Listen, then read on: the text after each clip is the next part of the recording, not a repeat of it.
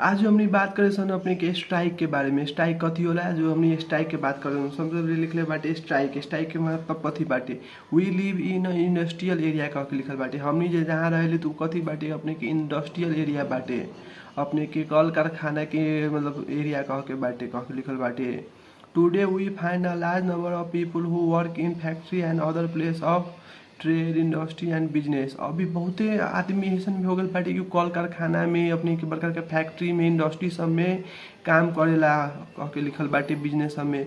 Some time सम worker stop working in body, this is called strike. कोनो कारण बस worker सब जे मजदूर सब रहेला उ काम रोक देवेला तो ओकरे स्ट्राइक कहेला कह के लिखल बाटे। This is called strike. Strike had been become of common features of modern life कह के लिखल बाटे। अपने के अभी के स्ट्राइक कह के एगो मॉडर्न कह के लाइफ हो गल बाटे।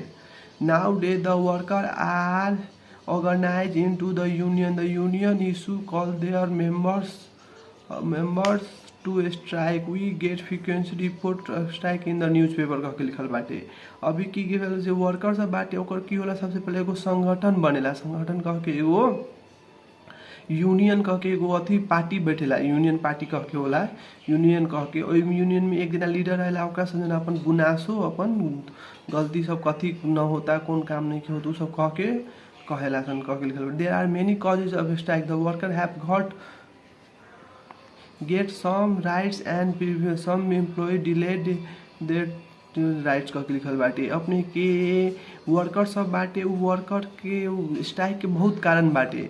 वर्कर सबके बहुत कारण स्ट्राइक करे के कारण बाटे। ओहि में से एगो वर्कर के कथी मिलल बाटे? अधिकार मिलल बाटे। अधिकार कथी बाटे? मतलब ओकनी के एगो अथी बाटे, अधिकार बाटे कि हमनी के कोनो गलत होई, हमनी वर्कर सब जो मजदूर सब जो कोनो भी गलत होई ओई के लागि अधिकार देले बाटे कि वो अपन आवाज उठा सकी कह के लिखल बाटे। सब एम्प्लॉय डिले देम दिस rights in such a case the worker report to strike for the fulfilment of their right कह के अपने अधिकार के लागि लड़ सकतानी, अधिकार के लागि बोल सकतानी से कह के लिखल। Some time the worker strike to get higher veg.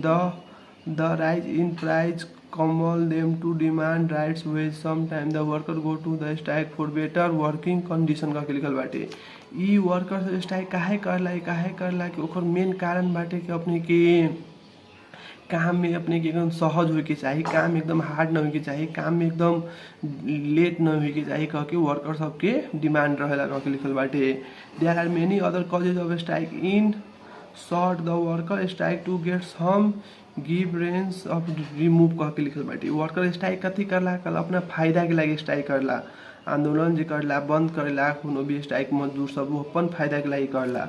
Strike confirm सम benefit on the worker. They can have their demand fulfil if they stop working in a day. अभी की हो गल बाटे? वर्कर के फायदा बेनिफिट हो गल बाटे। मजदूर सब बहुत ज़्यादा ये स्ट्राइक जब से आयल बा बहुत ज़्यादा बेनिफिट हो गल बाटे वर्कर सबके।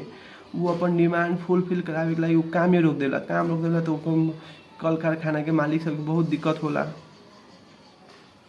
Some employees turns a deaf ear to their responsibility demand. Strikes are the only means by which the worker can be secured better condition of living and working कह के लिखल बाटे।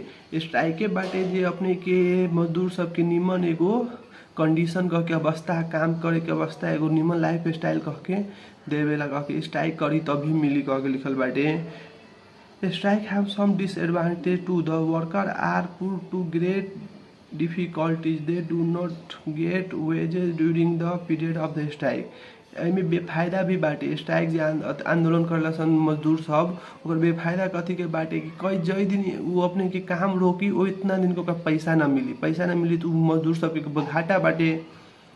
दिस hits the poor worker badly. Some time the worker turn the violent. The lead to fight to less of life. A strike causes a fall in the production of the efficiency commodity. The leads to the rise in the price and the public suffering कह के लिखल बाटे।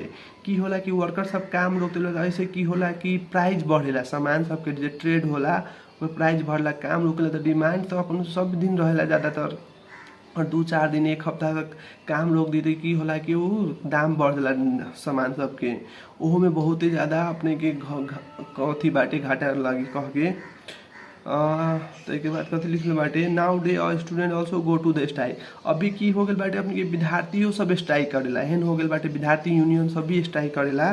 द absent from attendance class, the harm their study and create discipline in discipline students. Some students are strike on the filmy ground. They are motivated by the political party. अभी के बच्चा सब एहन हो गए बाटे टीवी में स्ट्राइक करके जो दिखावेला उस देख देख के भी स्ट्राइक करेला कि हमारे क्लास नहीं के निमन, हमारे टीचर नहीं के निमन, वही के कारण से भी स्ट्राइक करला। अभी फिल्मी दुनिया के जैसन हो